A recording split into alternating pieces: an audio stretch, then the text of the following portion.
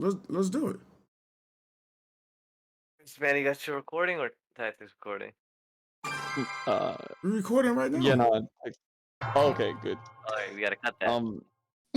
Yeah, I have Final Cut Pro, so I can edit anything. So that's cool. Alright, so let's get started, I suppose. Yeah. Yeah, now you're making me sweat. Come on, man. This is Okay, so okay. Hold up. Hello everyone. Today we're on the podcast where we're talking about Pokemon Unite, the state of Pokemon Unite and such. And today I've got 3 people who are not only beloved friends of mine, but they're also really strong. Really strong. They're really strong, but they're also really full of game knowledge, and I decided to bring these 3 on just so if I misrepresent something, they can either fix me on it or, they can explain more about the game, which is absolutely cool. So here we have, yeah, do you guys just want to introduce yourselves, kind of? Hi. Yeah, I can go first. Hi, I'm Kaiju. I'm in Master Rank. I play a lot of, just attacker, but mostly just flex play, so I feel like I've kind of been, all around the game and the characters. Hi, I'm BTactics, known as the Beatific Tactician. I've been playing MOBA games for over 10 years. I'm still pretty new to this, still learning. I main support, but I really play a fill role in this game. Ready, go! Alright, well then I'm next. I'm AJ. I've been playing games mostly all my life, from FPSs to RPGs, and this is one of the first MOBAs I've taken seriously. I actually enjoy it quite a bit, and I play a flex playstyle, more damagey. Like doing me some DPS. Yeah.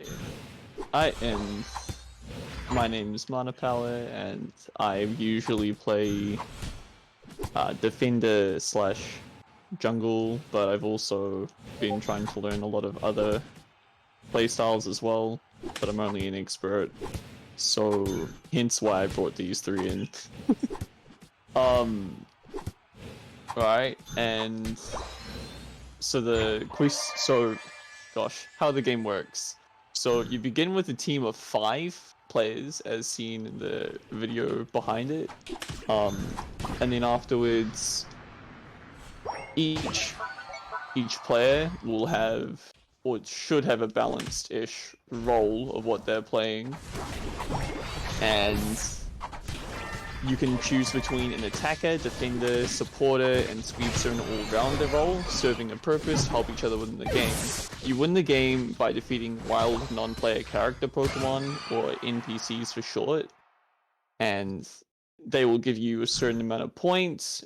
Depending on how many points you get will be also good for how many how much you can score, because in this game, the way that you progress yourself, you score points into towers, and after a certain amount of points that you dunk in, you get more. Yeah, sorry, you get.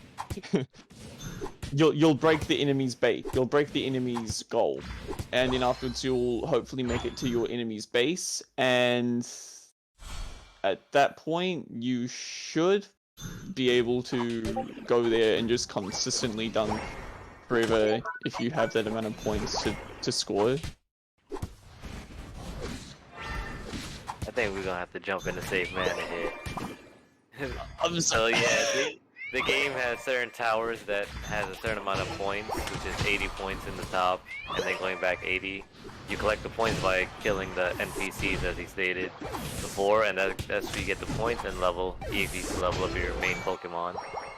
You have to fight opposing players controlled by other people from around the world, and you have to just basically fight against them and try to score inside their goal with the points you have, hence the dunking. Yep. Sorry. I just realized that concentrating on the game and also trying to read off of the script actually wasn't. It's not that it wasn't optimal, but it definitely was that it wasn't as well. It's a podcast. You can go with it. Yeah, we got it. Come in and chime in every now and then. Yeah. Feel better. Yeah, thank you guys so much. Henceforth why I brought these guys in, so yay me.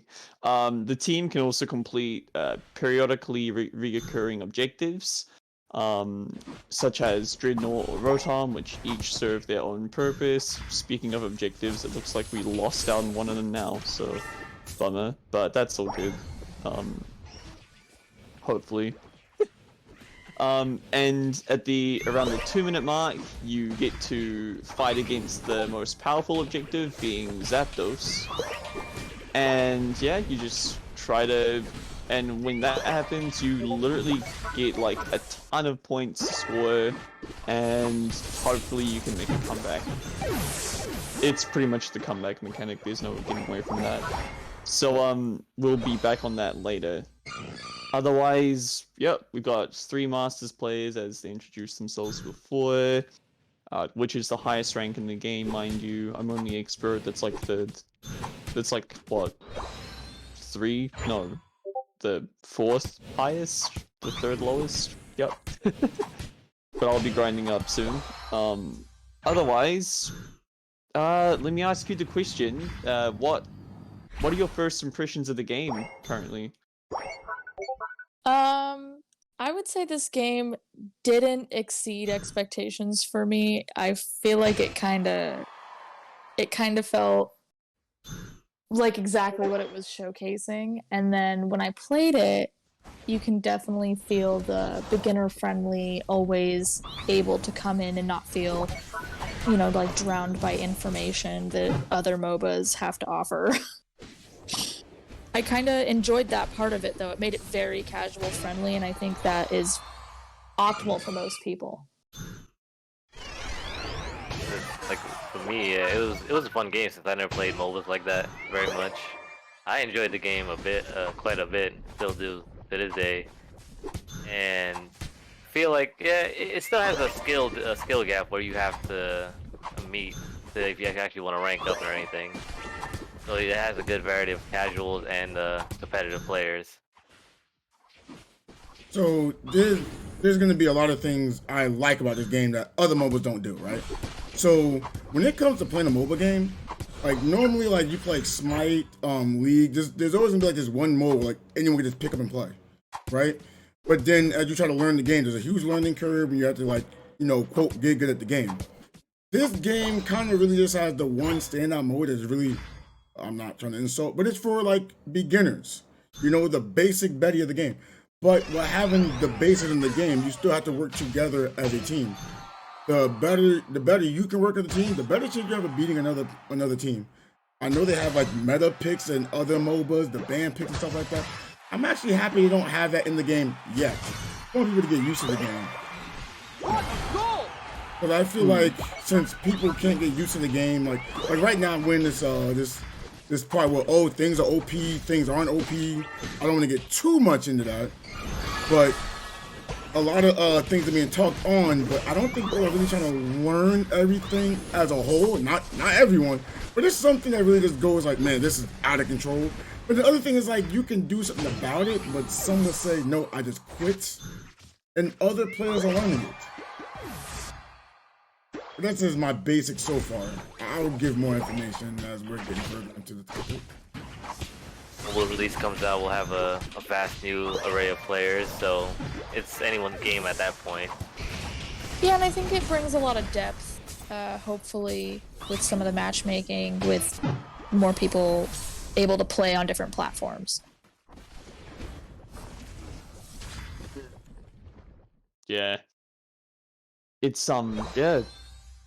Not gonna lie, my first impressions were pretty weird. It was the Pokemon MOBA was always what I've wanted ever since I've heard of MOBAs and since I was playing them. So it's just like, I guess I've always wanted something like this. But I mean, hey, like, there are some really good things about it. There are some negatives. and there is a clear reason why the game didn't get rated as highly on like a lot of game reviews. Yep, I think. But at the same time, there is no reason why you shouldn't pick up the game if you have a Nintendo Switch or a mobile phone, which it's coming out on there soon. Yeah. Okay, next one. What's the current state of the game, the balance and the meta? What are your thoughts on that? I think the state of the game is new. Like, it feels like beta, right? Like, this is like a preseason. I feel like we're trying a lot of new things, adding a lot of new things. Meta's just changing a lot. Yeah, you can't stay on one meta for too long, because there's a patch and balance coming eventually. And then as the game goes on, you can have more characters, and then some characters will make other characters irrelevant, honestly. Alright, so my hot take, I just don't believe there's a true meta to the game. Yeah. I get it, people make their metas, but honestly, like, meta picks, they're gonna have anti-meta picks, and it's always gonna change. But I don't like really when everyone just copies. I've seen copy and paste in games all the time. I get the purpose of it, but I wish people would just, play the game how they like to play. And then once they learn something that they like, then try to expand into different things.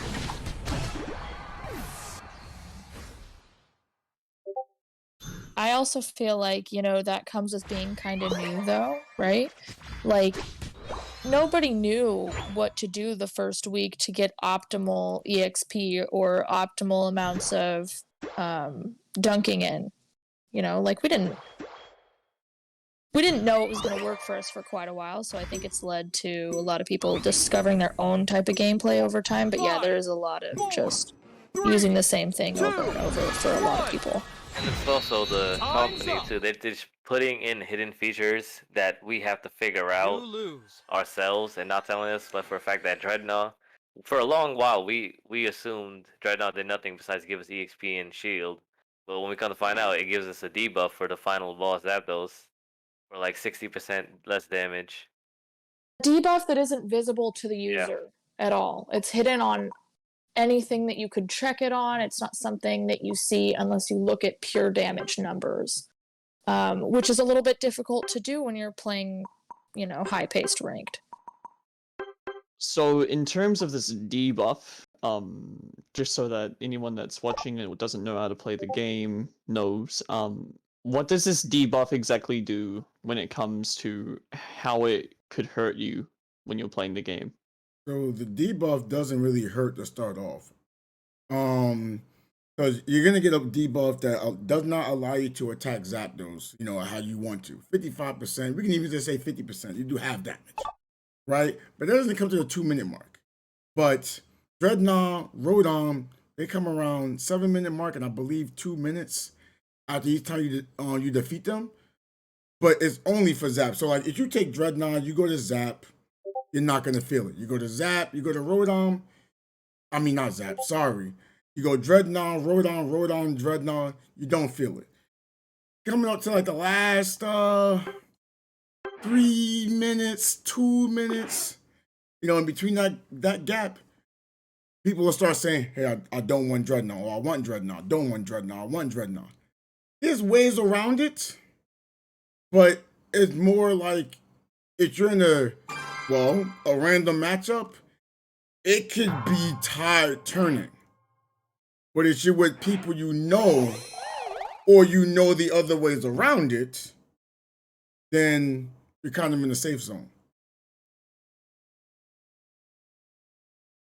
I also feel like the mechanic unfortunately makes sense for the goal of the game.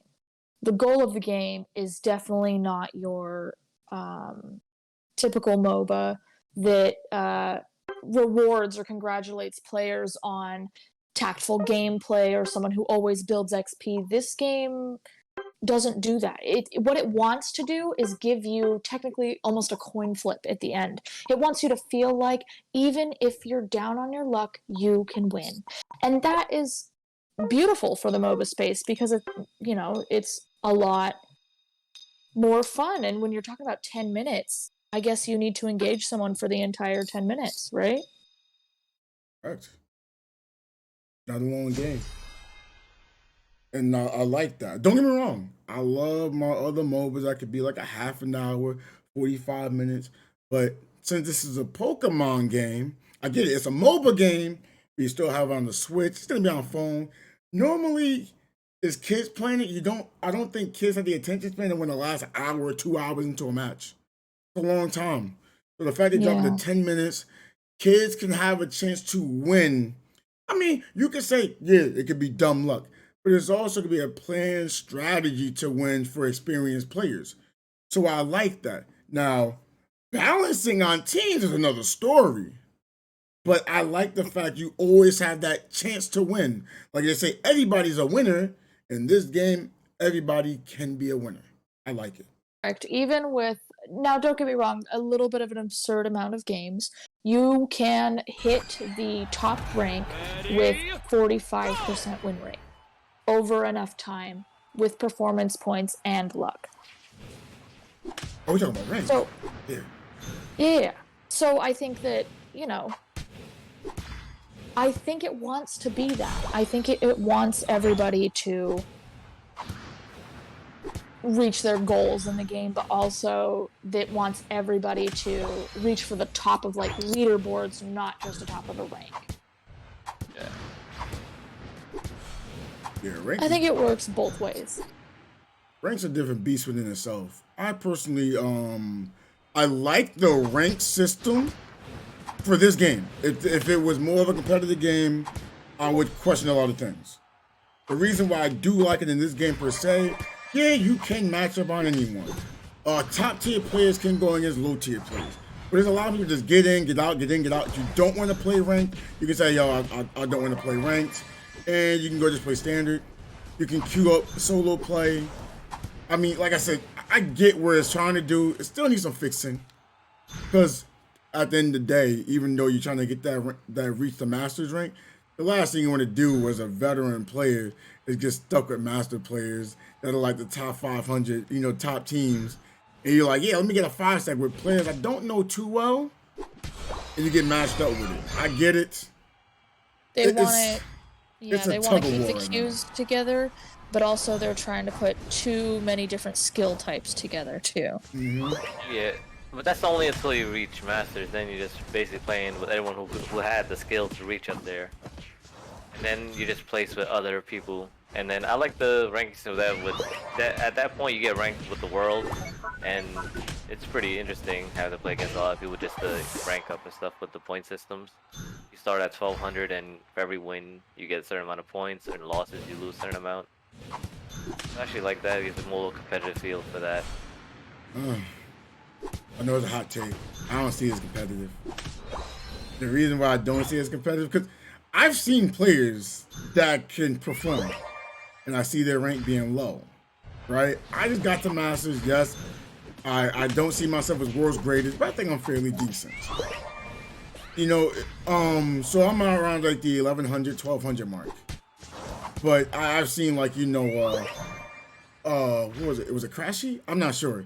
It's a YouTuber who's also playing this game. They're like in like the 900s. And they're actually a good player. But it depends who you match up with. And you can still match up with people as low as veteran as a master rank. And I'm pretty sure if you can get into a match with them, there could be people that are also like in great rank with a veteran player and get thrown into that queue. I find that, not something you want to see. But again, I understand balancing is something we're gonna have to, or the game will have to be fixed on the long run.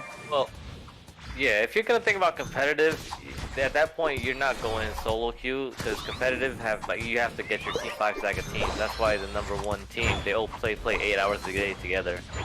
Right, and they've been doing that for weeks. So if you want to actually play this game competitively, you're gonna need a 5-stack team and a well coordination and playtime together to actually be competitive. Because Kaiju mentioned a little earlier before the podcast started about there's a competitive league happening in Japan. Yeah. And then we're gonna actually see some new strats, gameplay, actually stuff that'll probably change how we play too, like team composition and everything. Because people in the competitive league, make the comp and do all that. They change everything, the meta and everything, once they start getting like airtime and everything. But that's what I'm saying. Competitive for a league and competitive for a rank is two different things to me on this game. Yeah. Yeah. Oh, I chose wrong. But it does give me hope for the future that if we do see more updates than this, which is what I'm trying to call a preseason, I'm hoping to see some maybe different takes when mobile comes, or, you know, just in general over time. I'm hoping to see some changes to ranked, but I almost call this a preseason because it doesn't feel very competitive, right? Like, I feel like people reached the top of the ranks in a couple days, and that was insane. Yeah, because that was early game when no one really knew what they were doing, and they instantly just went into rank, and then it's probably pretty easy for someone who actually knows what they're doing with a well-coordinated team. They just will take wins against anyone else that's doing that. Mm-hmm.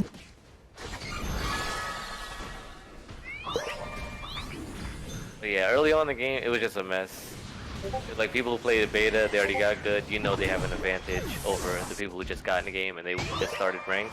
That's just easy wins on their end because they already have the experience.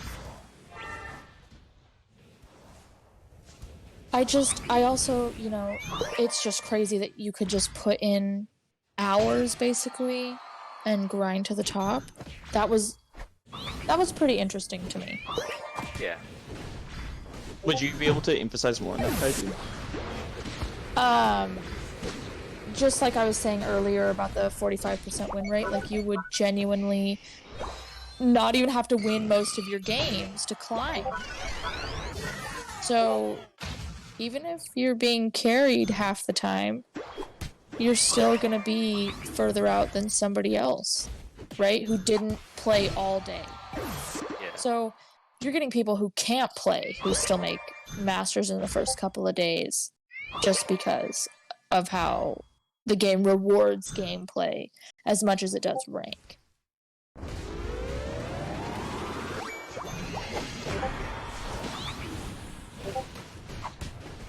Yeah, that's what I was saying. The game is feel like they want everyone to feel like a winner. They're not trying to insult if it comes out that way. But like, if this was more of a competitive game, everybody wouldn't be able to have a chance to be a master. Some players who are really good at the game probably wouldn't be able to become a master because competition. If you can make it to a high rank with having a bad win percentage, well, I mean, it kind of tells me it's kind of a casual game. I guess casual competitive. I don't know if that's a thing, but that's the best thing I can call it. Yeah, you still gotta remember, some people actually can't make it to Masters, and there's a lot of people around the world actually playing this game. So it's like a vast majority is gonna get like into Masters because most of them are actually gamers, like probably in their 20s or something, who actually have played Pokemon for probably their childhood and everything, and it's like a different pace in Pokemon. But and yeah, at that point, Yeah. I love.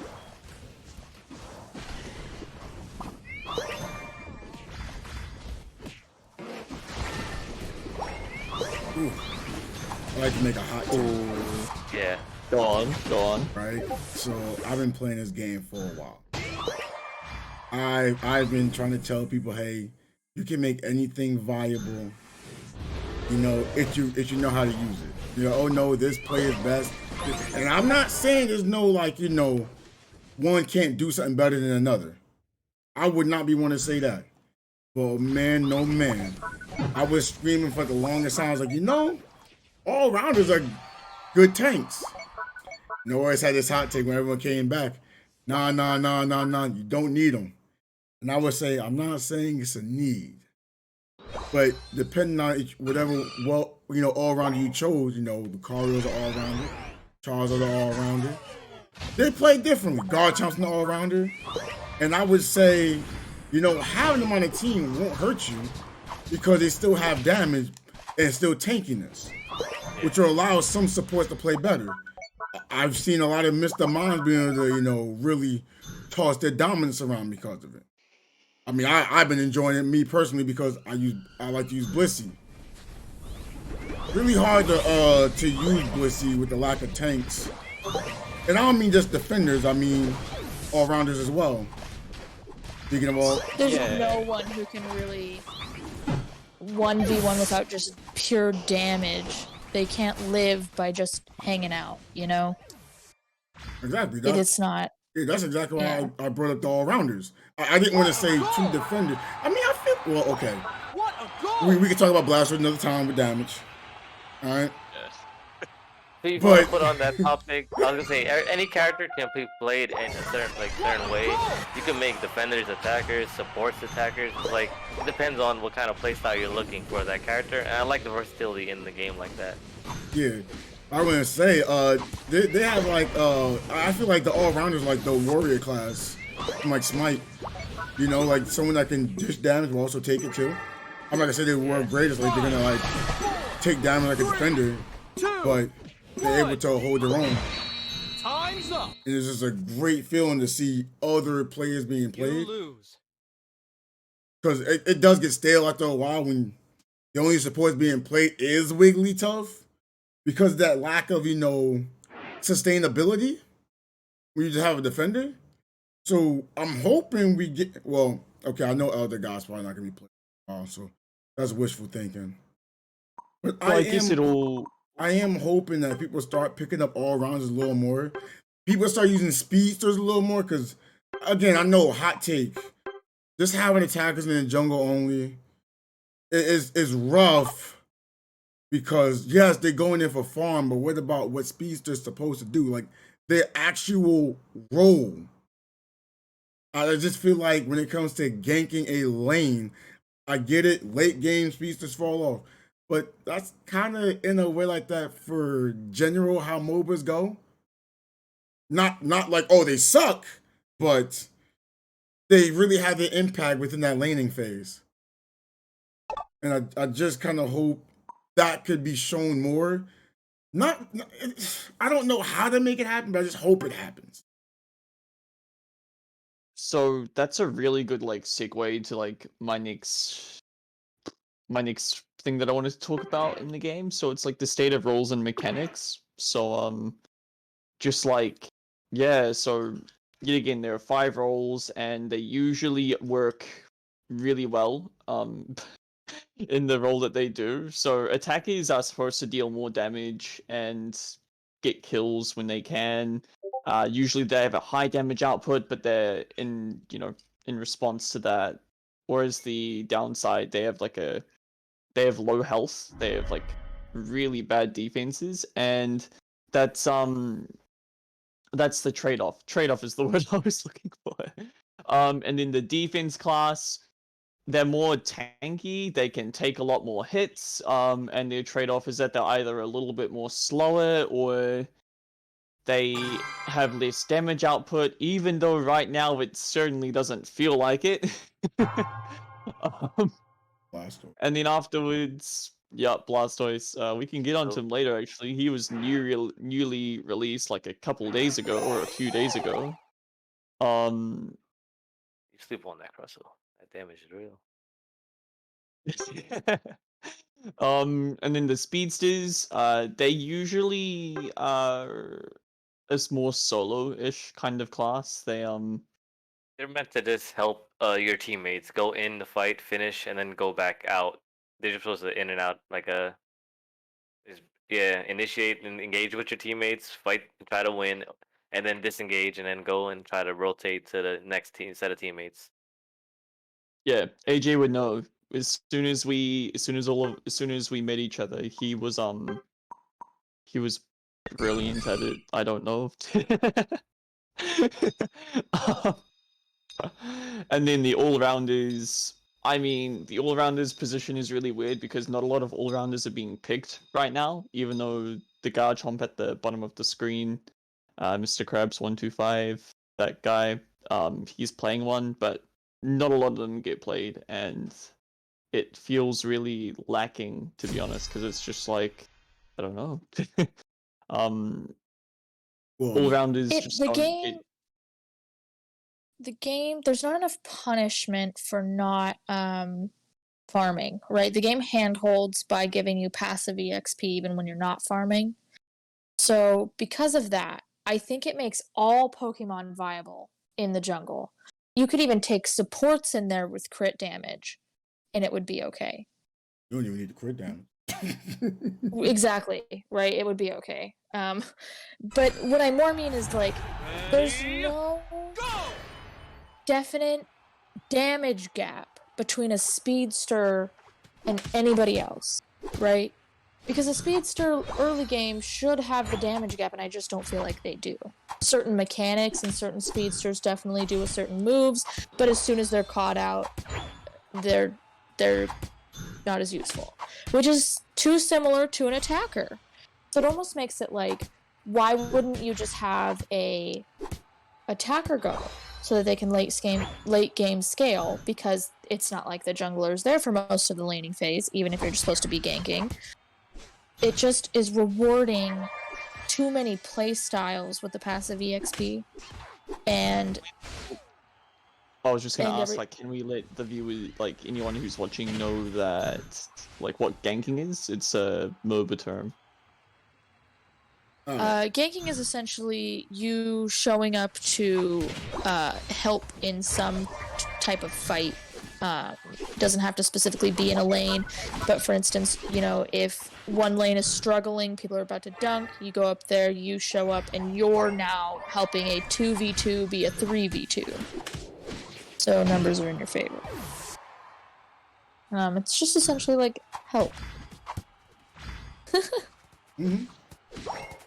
Yeah. Kaiju, have you been playing this whole time or no? Mm-mm. Oh. Wait, what's happening? But yeah, I can actually give a rebuttal to why I have a jungler and not an attacker. So I've been experiencing myself in a lane with, you know, like an all-rounder, or you get like an attacker in the lane that supports. I've been through it, right? We're in the backfield, we need someone to rush in and do quick burst damage. Now, I'm not saying attackers don't do damage, but I don't see the burst like I see a speedster. Like I see Absol come in, one hit behind in the back of them, 2k damage. You know, you see Gengar come in, 1,000, 1,000, 1,000, 1,000, which people still say is OP. I don't have, quote, the issue with it, because, you know, there's this thing called counterplay. But I do understand when you can just spam a move and have auto aim. Oh my god. That's a whole other story. So I can understand that. But the speedsters have that quick burst damage. Zero aura, how we just jump in, massive damage, and then it goes away after a while. Yeah, because you're supposed to only jump in when people are half health, not full, and try to expect to kill them instantly. I want to say even Talonflame has that. Run in, bam, big damage, real quick. You can get on out of there. Love it. The attacker, I don't see the bam. That, you know, that haymaker, like as soon as the battle starts. I see, you know, jab, jab, hook. It's that mobility that speedsters have. Attackers just the one thing attackers have over the speedsters, which is a mechanic in the game. There's ranged Pokemon, and then there's close range Pokemon. The ranged can fight from a far distance, right? So they have a long range attack, and then the close range Pokemon have to actually come close to you and initiate the have to do damage in a very close range, close quarters. That's the one thing that makes the key difference. Attackers is supposed to have the range so they can stay away because of their low health. But even though we know that's to be the case, we also know this thing called late game, and that's when I talk about the junglers kind of fall off. Even though I don't think they do, but that's going to be the terminology. But you know, you have two attackers that can fight a range. That's 2 range damage in a late game. It's harder to hit them if they can be protected. Yeah, that's it. They can protect it. Right? But as like a jungler, they have to be a little more patient. If they try to rush into a fight, they're like, oh snap, look, there's an Absol. 5-on-1 on the Absol. With a smart Absol player, like, nah, I'm not gonna take that directly. I'll wait for them to get a little low health, come out, hit one, and as I hit one, my other team will still be hitting them, and they're gonna be, you know, still be using abilities. Will they focus me, or will they focus on someone who has like half health like Charizard? Decisions to make. I like it. But again, that's when the meta kicks in. I wish people wouldn't just, follow. Again, if it's your playstyle, go for it. But I also kind of hope others can diversify. And I know it's not like, oh, I'm gonna just try this. If it's not optimal, it's not optimal. Like, I'm not gonna say, oh, let's go into a game with 4 supports, and then it don't work, and I say, let's keep trying it. Now, if it works, that's not the story. Like, for example, I tried going like tank Venusaur with different types of items. Is Venusaur a tank? Well, no, but I want to try it out. You know, just like what's it called? You're not really gonna say, oh yeah, Charles about to play like an assassin, but I like to try it out. See if it works or not. Give you options. Yeah. Play how you want to play. Yeah. Cause these mons like the Blissey thing, like, yeah, I'm using Helping Hand and Soft Boil, but you can try the other moves and get some use out of it. I'm not gonna lie, it's kind of fun to use the Egg Bomb. Egg Bomb is funny.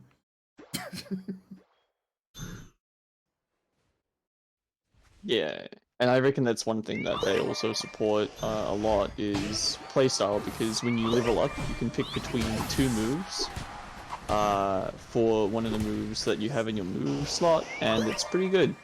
It's pretty good. I actually really endorse it like that. There was something similar that I guess Heroes of the Storm did, just another MOBA, and they had a pretty similar thing as well. And I'm pretty sure what it was. It was,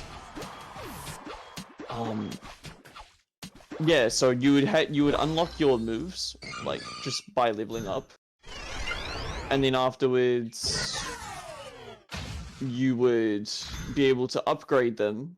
But when you upgrade them, it's a bit different than this game, because when you upgrade your moves, you can pick between an upgrade that makes your move completely different, or you can upgrade it to where your move is just an upgraded version of the regular move, which was really cool. And Pokemon Unite has put a spin on that, which I think is also really cool. It keeps gameplay fresh. It means that you don't have to necessarily, I suppose, worry about what's it called? I guess you just don't have to worry too much about, yeah, just everything, the game being stale or something like that. Like, that's not it at all. It's great. What else to say? Yeah, that's my put on it. That's my input.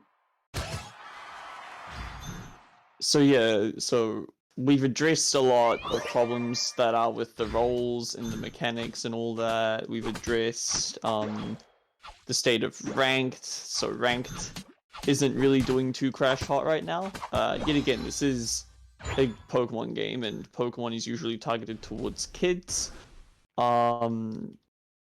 We've also stated on some of the mechanics that seem kind of busted or unfair. And when I mean busted, I mean, you know, it just feels like it shouldn't be there or something like that. So I guess the next thing we can talk about, and this is a huge one, the community. I mean, we've got a server that a pretty decently sized large YouTuber with, I'm pretty sure it's 100,000 subscribers right now. You know, they've got their server, and you know, there's about more than a few thousand people on it. I'm not too sure. 2 of the people here in the chat are actually moderators of the server, so that's really cool. But yeah, so what are your thoughts on the community? Like, just the people, how they act, or what they do, or you feel like it's friendly, or maybe the community could use some help? Overall, players want to play the game and enjoy themselves. What a goal! If they're able to do all that, everything is going to be, you know, peachy keen. If it ain't like that, it becomes a toss. But Yeah. that's like that in any game. Oh, go ahead, Kaji. I'll let you speak on it. You know more than me. I was just gonna say that I feel like the demographic that's made for the game, so children, right? get into the MOBA scene, and mentally MOBAs can be a little difficult, right? I think out of anybody who wants to bring up the term rage quitting, I would say that MOBAs are pretty up there for moments like that in human history. I would say that when you mix children with the game, that it's not always sunshine and rainbows because somebody has to lose every game.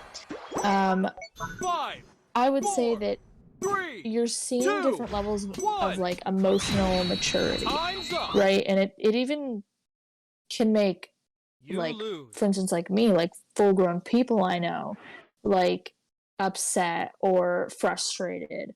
So it's been kind of interesting to just watch like some kids get really frustrated and they just start like putting a bunch of text in there about how angry they are. Some people blame themselves, some people blame others. It's just, honestly, it's been kind of interesting to just watch. But I feel like the community in general is trying to help better, like mentally, because I think a lot of people don't realize, like, take a break, take care of yourself, eat some food, brush your teeth, love yourself. You know, do something for yourself, not just play the game all day and get upset about it. Hard to preach to kids who have a lot of time, right? Is in general these days. Yeah, Oh, yeah. they think I'm a boomer. They think I'm a boomer. Ah, I would say I'm not really a person who goes heavy into community when it comes to MOBAs, or at least for most games, because there's always arguments. I'm not really a person who likes to argue, but I'm up for a debate. Like, if you could tell me like why something is something, like I'll try to hear it out, get an understanding, and then throw my spin on it. Like, for example, like me and AJ was talking before, right? He was playing Blastoise and he was like, "Yo, I'll go Hydro Pump and Beyblade Mood." I forgot the name of it, right? I'm like, "Well, Spin, okay." yeah. I was like, "Well, I don't know much about it. I ain't get to use it." Okay, it was Rapid Spin, right? So I'm like, "Well, why not I don't know, Water Drops?" Like I said, I haven't used Blastoise that much. I was like, "Why not use that?" And he's like, "Yo, I'm gonna pump out more damage." Okay. I just took the word. Because I don't know. But if the move has more damage, it has more damage. But that was me clearly like not knowing and wanting to know. You know, it's like when someone would ask me, "Hey, why are you running Elder Gods with Leaf Tornado?"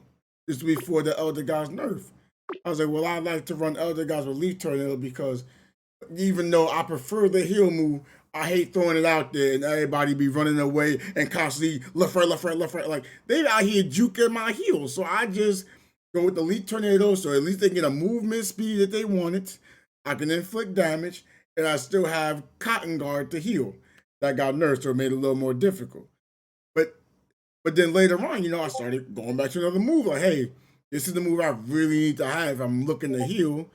But I'm like, you can actually have an Elder God's tank. I'm not saying it's a preference, but I'm saying it could happen. But it's just give and take. I've also spoken to other people in different chats, like, hey, why do you dynamic punch on Machamp? I was like, I don't see how it works. I mean, I see how it works. Like, for example, you get an AoE knockup. That's sweet. But the problem is you only get like maybe one at maximum, two people knocked up. But I was like, you could just use submission. You can grab someone. You got them in a CC for about a second and dunk them on their head for good damage, and then you get crit afterwards. I don't see the purpose of dynamic punch. God told me I use dynamic punch because when I use it, like I can't get CC'd afterwards. Oh, I didn't know that because I didn't use the move as much. I didn't like it. Right? He's like, and my team is able to do more damage. Okay, didn't work for me, but I respect it. I understand. And when CC is crowd control, it moves that take care of people all together in a group fighting together. Yeah, sorry, I should say hindrance for this game. That's it. I gotta get used to it. Hindrance, unite, gotta get used to it. yeah, and I guess throughout my experience of playing this game, I've met some really nice people, Cuffs and you guys.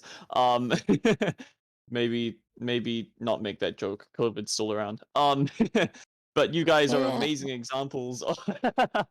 You guys are amazing examples of just being really great, positive people, always trying to help out others if they, aren't that good at the game, or me, for example, like helping me out has been huge. Like, I remember playing Mobas for my esports team back in high school. I was playing League of Legends. That was great. We got like a decent placing. It was like 16th or something like that out of like 100 schools in New Zealand. That was cool. And then afterwards, I stopped playing because it does get tilting after a little bit. And then afterwards, we come back to Pokemon Unite. Pokemon Unite, whilst it is it's not like an overall competitive game like Tactics said. It's like a casual competitive, so there is a competitive side to it, but you wouldn't put it like as high as like League of Legends. League of or Legends definitely, I feel like, not only changes its meta every time it gets an update, and if you missed that update and didn't play that update, you're being punished for not remembering the information or playing around the information. Here it feels like new character added, new character good, and that's about it. New character may be a little nerfed in the future, but we haven't seen that yet. But I don't feel like when you talk about like League, or you talk about those games that you come from and they're like mentally draining, it's because you couldn't miss time. Like, you couldn't miss playing or you would get put behind. And you would actually put in so much time and effort, like the hour to Yeah. get the max time, and then you'll end up losing. It is frustrating. You Yep. spend an hour just doing that and still lose, come out with the lose. Well, and the worst part is when you start to get up there, the queue times get like, 15, 20 minutes. And sometimes you're like, is this worth it? When I go into a game and it lasts 30 minutes or so, and then I waited 20 minutes just to matchmake with people, and that starts to weigh on you. Hey, That's an anxious 15 minutes. 15 minutes sound like a long time. Why is it 15 minutes for this queue? It's when you get up to like Challenger and Grandmaster, they don't let you play with people who are below you, and you can only have people in those if people drop out of them. So like you have to replace the bottom player to be in that tier. So they don't let you queue with people underneath you because it would let you stay in the queue. Because your games are so important, you have to actually place, I think it's 7 games a week or 10 games a week or something like that. Oh, Speaking on that, I hope they have something like that in rank, so some people could drop I out of agree. masters, because I there's would too love many to see that. masters, and the reason why there's also too many masters, people get masters, and then they stop playing on that account. They just leave it at 1200, never ranking up or down, and like fluctuating the world ranking system to see who's Not actually placed where. Like Yeah, people and can well, drop not out of only it. that, Yeah. not only dropping out, but I think what would be really beneficial in general to master players is perhaps not rewarding people for using is as standard play, because standard play has absolutely no matchmaking terms. You can play with anybody on any spectrum of rank, even unranked people you can play with. So there's no amount of competition there.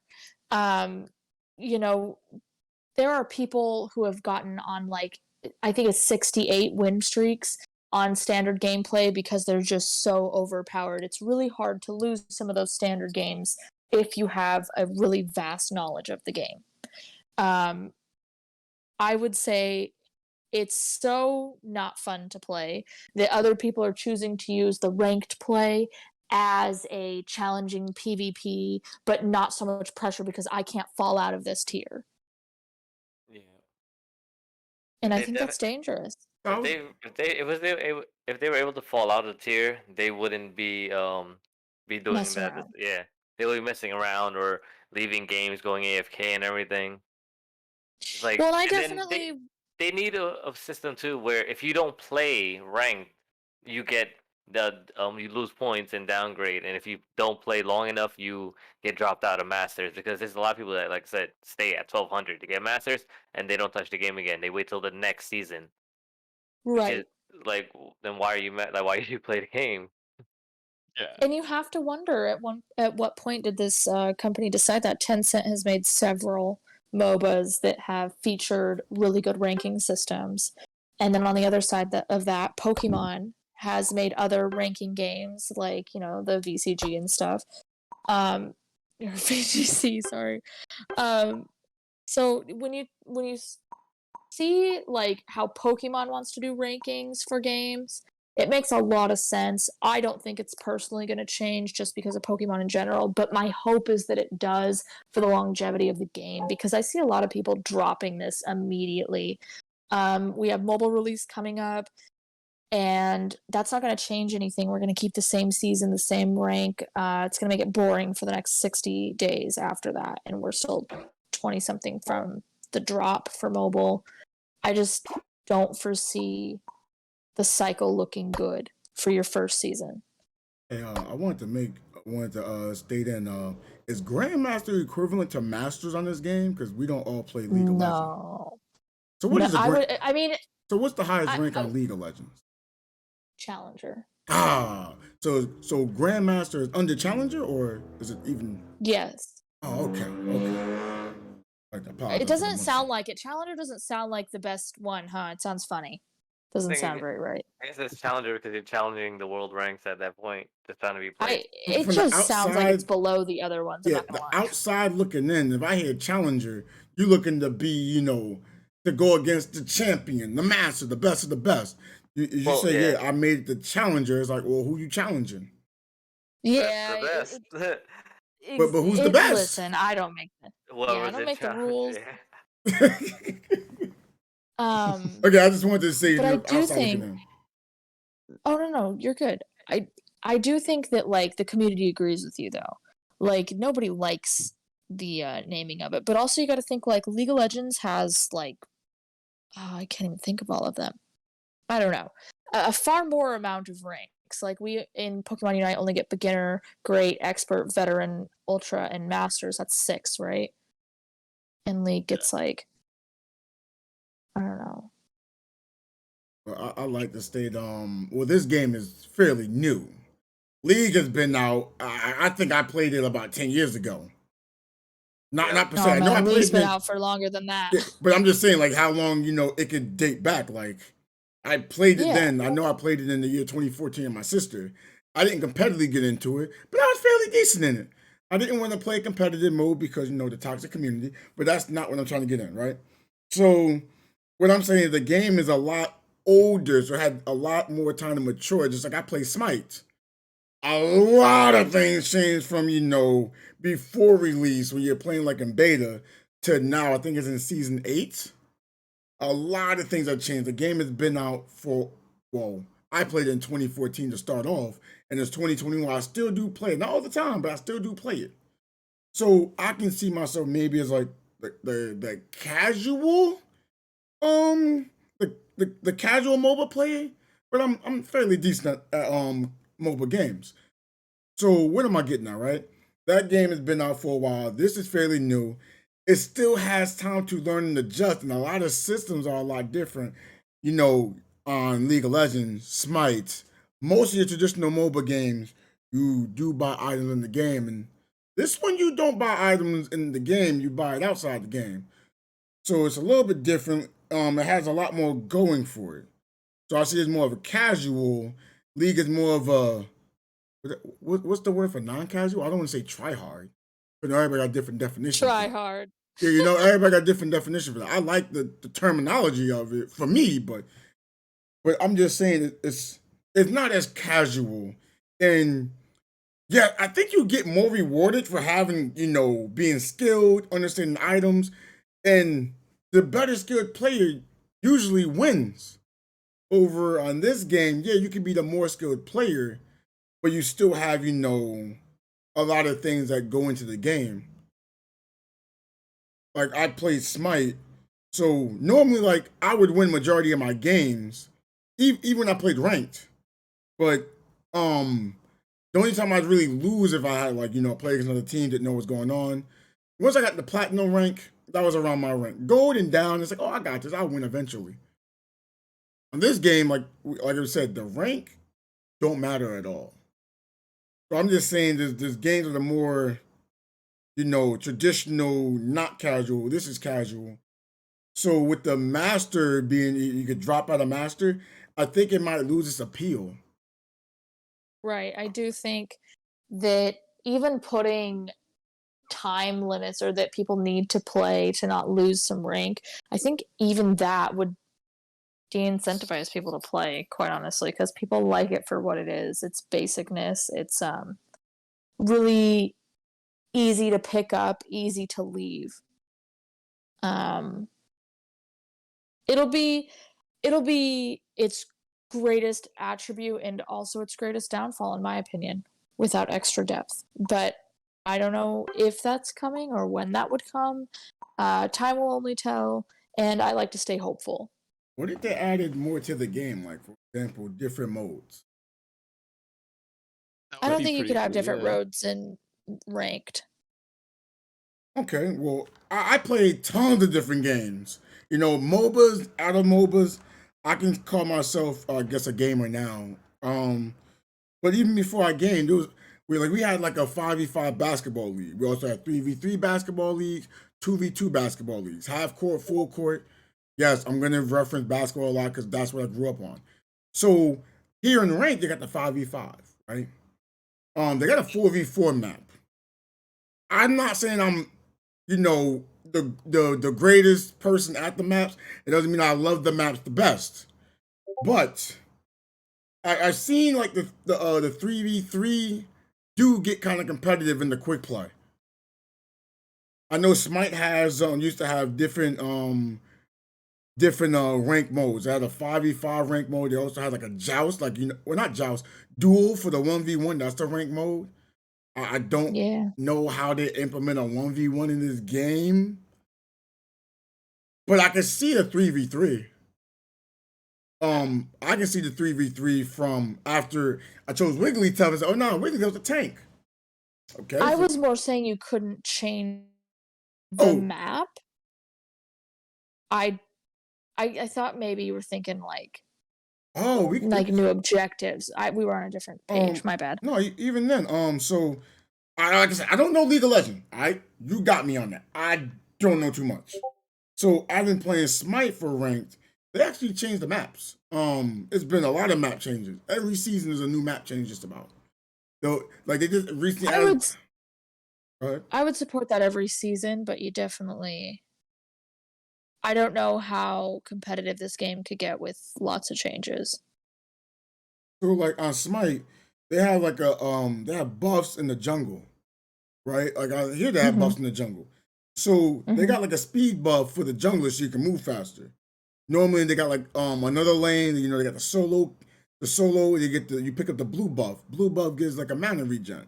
So in a solo lane, you don't have to worry about running out of mana. Right around the mid area, they have like a damage buff. Normally your mid laner grabs it in the beginning of the game.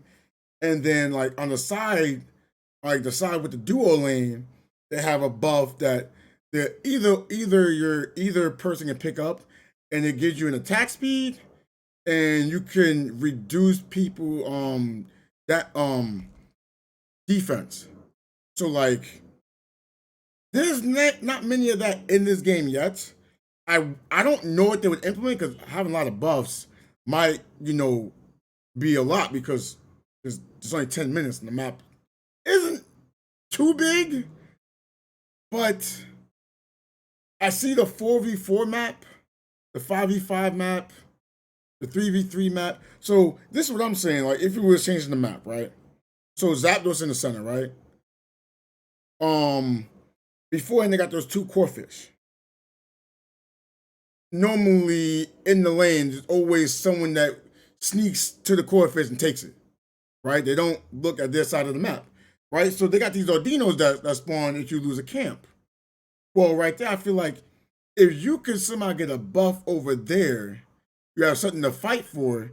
I know comeback mechanic. I'm just saying, I'm not saying I want it, But I'm saying there is ideas we could place, right? So instead of an Aldino coming in, it could be like a a Pokemon that gives like maybe a defense buff. You're getting beat up a lot, the snowballing you get a defense buff. So when they're attacking now, I got a defense buff. Or maybe or maybe the other team steals it and they get like a further attack buff. Again, I'm not saying they should implement this per se, but just things that they could add, right? They could make the side of the maps a little more, hey, I want to do something over there, because right now we just got everyone ignoring the ability to farm there. You don't, because Kaiju likes her XP, right? I'll But never forget. yeah, but there's other players who will be like, sitting in the race, I'm gonna keep fighting. I die. Go out there, keep fighting. I'm gonna die. I'm gonna keep. And be like, there's so much farm on the map. Why won't someone go on the side lane? And even in Masters, everyone just takes the middle jungle. I'll be like, so much XP there. I don't know, but I feel like on that side of the map, if something could be added and make people want to do something there, I get it, the Zapdos. I feel like Zapdos could be changed too. Not meaning nerf it or buff it, but like, I've actually seen someone say, oh, they rotate different legendary birds with different buffs. I'm in agreement with that. But I wanna go even further. I want to always, like, each season, well, okay, maybe not in a season, maybe each week, it's up to everyone else. But I would like, instead of the Zapdos always being, it's a different legendary Pokemon with a different passive. And it doesn't even have to always be at the 2-minute mark. Let's say, for example, like, hey, we're in this map. And like maybe it's like a Zapdos map, then like a Mewtwo map, like an Articuno map. Like, you'll know by seeing the different map. You're like, oh snap. You got the Flame map. But this ain't Moltres. Entei? What did Entei do? Within 5 minutes, he just pops up. Whoever wins that fight gets an attack speed boost, attack damage boost. You know, like something different besides just, I'm an auto dunk, I'm an auto dunk, I'm an auto dunk. Yes, you get used to it, but it's boring. It is boring. Just something more to fight for, then, isn't it? Yeah, it's something more to fight for, because, I mean, you're not going to sit there and just try to defend Entei only, especially, 5 minutes left in a match and he pops up. If you're only going to defend and not take it yourself, knowing he may not respawn, you're basically allowing the other team to get a chance to get it, to get the buff. They might say, oh, it's not as good of a comeback as Zapdos. What? You can hold on to a buff and just do massive damage? Like, you could take whatever you wanted, and that can be used for offense and defense. But I'm not saying it has to be that, but something different will give a refreshing feeling. Now, again, you can make everything look universally the same, but it's like a color palette will help. Yeah. Because that's why I like quick play. Yeah. Quick play. Yeah. Quick play has a lot of like interesting maps, and I think every once in a while, like, I feel like this would split up the queue, like, weirdly, but being able to choose your map or to not split up the queue, like, add in like a different like map or like similar map or something like that, and add in like a boss Pokemon that would like, bring like a different outcome to the game if you get it, but it's still like a comeback mechanic in a way. But yeah, so overall, I feel like. Oh, sorry. no, you go. Oh, I was gonna say, I actually was talking to Tactics about them being like the legendary birds. I actually think a cool mechanic would be like similar to like in quick play when Avalugg like goes to your base and freezes your bases so they can't dunk on you. If you beat Articuno and they can't dunk on your base without doing a bunch of damage, I mean, that is a really big buff towards the end of the game. Like, I would even fight for that. Yeah. And there's no counterplay to it as well either. Yeah. Right. It's heavy defense. Yeah. So I could just go focus on scoring. Exactly. Hopefully, like, all the damage you took from or that the team took from the boss fight and also from everyone else, like, there would also be that. Like, I know that in League of Legends, when you get the can't remember what the boss is, but like when you get that, yeah, or it's the other one that gives your whole team like a big buff or something like that. Yeah, the Rift Herald. Like, after you get the Rift Herald, like, you immediately teleport back to base. You mean like, Baron Nashor? Yeah, Baron Baron Nashor. Nashor. My Okay. bad. The Rift Herald pushes, the Baron Nashor is a buff. Yeah, so like, that's huge. If Pokemon, like, I guess if Zapdos came like a minute earlier, the team could retreat like once they get it, and that would give people more time to do things, but also more time to make a comeback for the enemy team to come back after your comeback. No, wait. No, yep, I know what I said. Um, That changes the game, right? yeah, So and it changes the game for the better, I imagine. I mean, I I mean, maybe. I It don't think may this. be. So I just thought in my head like 3 minutes. So like if you're winning, you're just forced to Zapdos fight. There's no reason not to force it. You're gonna try to take it. The other team takes it. They have to score within what 15 seconds, and they won't need be near double dunk time. So now if you're winning, it's like a steamroll. They get it. They dunk. They're not dunking 500 points. There's no double dunk right there. So the most they dunk instead of 500 is 250. Mm, That would really force, a team fight there. Do we get the objective now? Do we not get it? The losing team will actually have to say, we really need to, we're really losing a lot of points. We need to wait the 2 minutes. And the winning team go like, nah, we're not gonna let them wait. We're gonna just attack it right now. It makes the tug of war seem better to me. Because I don't get me wrong, if I'm losing the match, I get it. It's great to get the double points. But knowing like, oh, if we just stay around here long enough and if we can somehow kill it, we could just run over there and win the game potentially. So now like, oh, if I'm winning and I got some CC and I can protect my teammates, I might not get 500, but we can get 400. But yeah. at 3 minutes, you don't got that 500, 400. You got 250 or 200. Yeah. And you go like, oh, I don't want to dunk yet. I got 50. I wait to double points, and you go and get KO'd. Oh, you may have just sold the game for your team too. It allows both teams to still play. Maybe you bring double points up to the 3-minute mark. Maybe I don't know. Like, it might be a thing worth doing just to kind of change up the game heap. So like, because people are always worried about balancing Zapdos because Zapdos is the ultimate boss fight in the game. But like, I feel like not many people can make a comeback mechanic.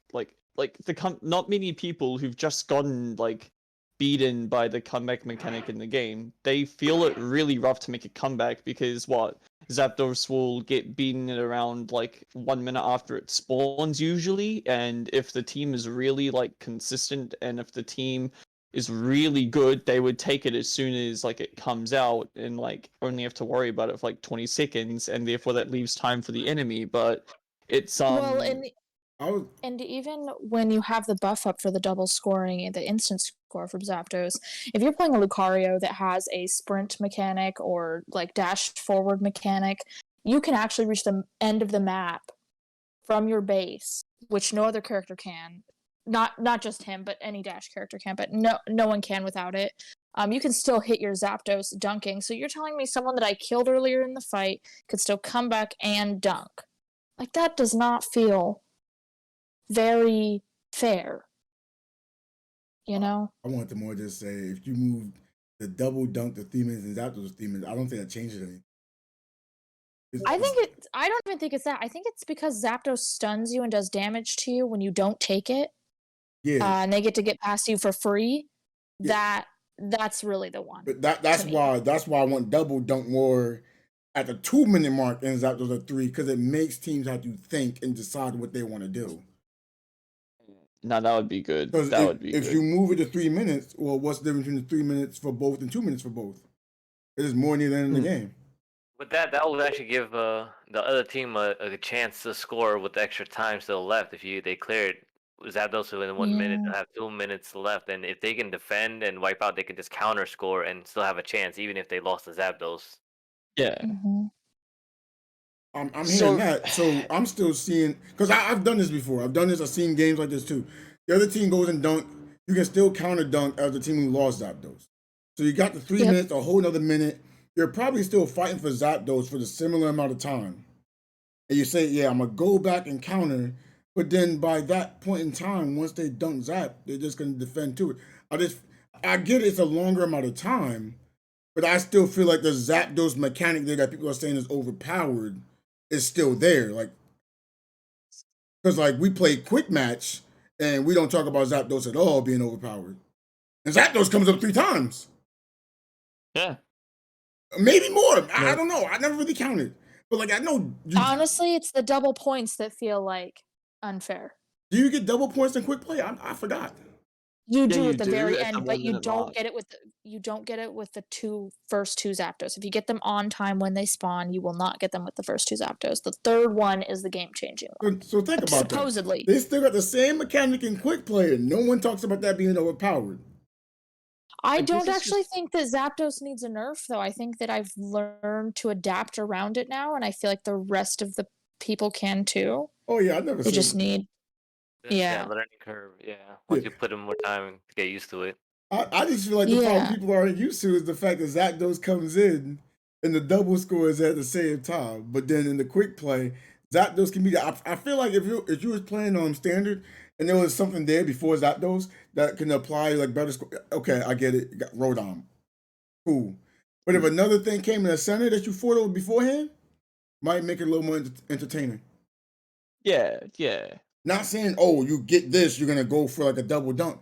But like, you know, people are fighting over Dreadnought. You got the thing in the middle, and Dreadnought is like, which one do we go for? What do you think the other team's going for? You know, you see someone going. Honestly, I hear what you're saying, but think about how terrible it would be to get people's attention span to go to those things. We already struggle when there's 2 objectives on the map. No, what I'm saying is though, it has more options to do something. Most times, yeah. like right now, what are we fighting for right now? Are you really going for Rodon, or are you just going for Dreadnought? Because most people are probably just gonna go for Dreadnought, but if there's something in the middle of the map, you can say, hey, we might be able to get this, and then we can quickly move over to Rodon as they grab Dreadnought. So it's like, it's more, like, I just feel like, but then again, it's only 10 minutes too. So it's like, it's tug of war. I would just like to try out other things. Again, it's Pokemon. It's Pokemon, it's casual. That's why like I'm more willing to try out different things. I don't want to say, no, that's a bad idea. Even if it is a bad idea, let me live with the bad idea, say we hate it, then remove it. Then not try it at all. Because I mean, it's not I agree. no shots They're taken. not risking a lot. But They're not risking a lot at all. I've heard people talk about wanting new things in the Pokemon games all the time. So we got something new. Let's keep adding more new things. Try it. If it don't work, hey, move it out. If you like it, keep it there. That's my take on it. Exactly.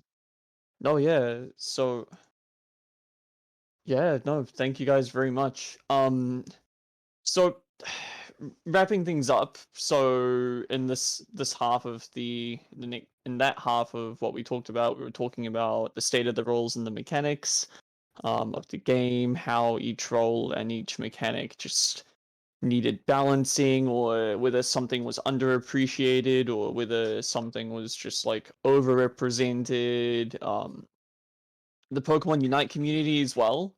The Pokemon Unite community, we've stated like the problems, or not so much problems, but more so we've stated a lot to do with how people interact with each other, and of course like age diversity and such. I mean, heck, I'm only like 20, and there are people that are like gonna be 10 years younger than me playing this game, and there'll be people that are like, older than me. So that's huge. I guess we're just gonna try conclude this now, and I guess in conclusion we've just well, I mean, I suppose that was wrapping up, but yeah, in conclusion, like, just overall the game has its issues.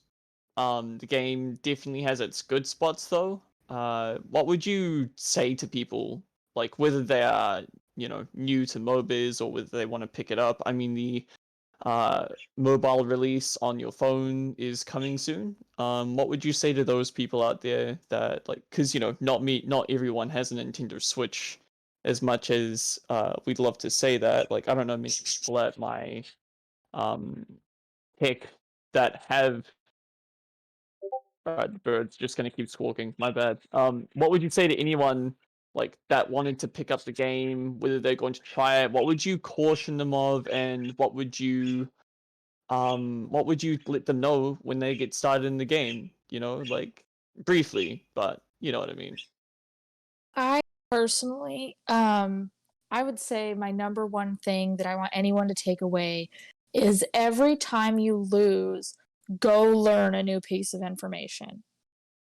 Go try to figure out what you missed maybe with your characters. Sometimes there's some hidden mechanics. Try to figure out a different item build for you.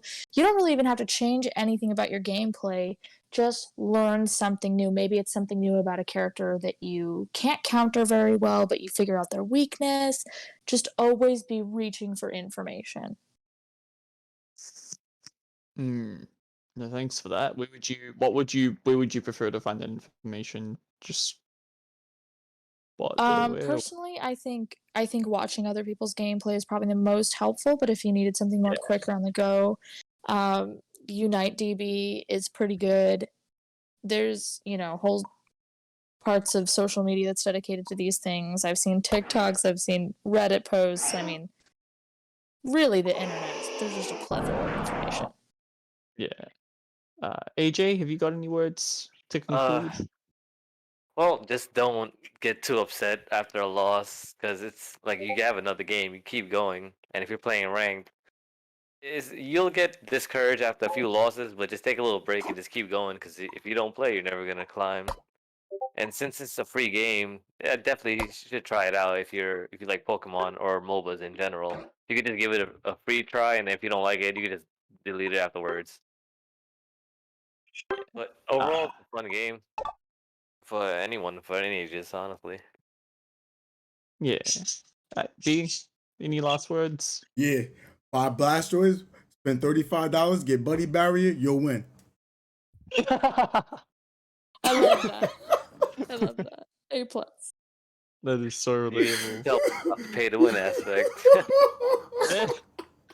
You drop money, you can win pretty often. But if you don't drop money and you play with pure skill, you can Then, yep. still outshine So, those. all seriousness though, try out different roles, see what you like, see what you don't like. Try out items, see what you like, and see what you don't like. You will not be good at this game within a day or even within a week. It might even take a couple months. But if you're truly, genuinely enjoying the game, keep trying to learn anything. You'll get better, yeah. There's no better way to learn this game than personal experience. But what everyone else is saying, Exactly. learn that too. That is a great takeaway. Yeah, henceforth why I brought these three people on.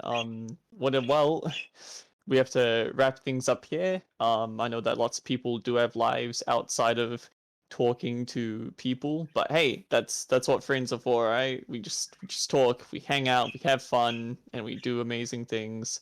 So yeah, I'd like to really thank BTactics, Kid AJ, and Kaiju, for joining me on this podcast about Pokemon Unite. It's been a blast, honestly, even with my birds walking in the background. Articuno is that Um, needs time. yeah, Yeah. yeah. Exactly. I actually have the yellow bird in the room, so yeah, you're right. It is time.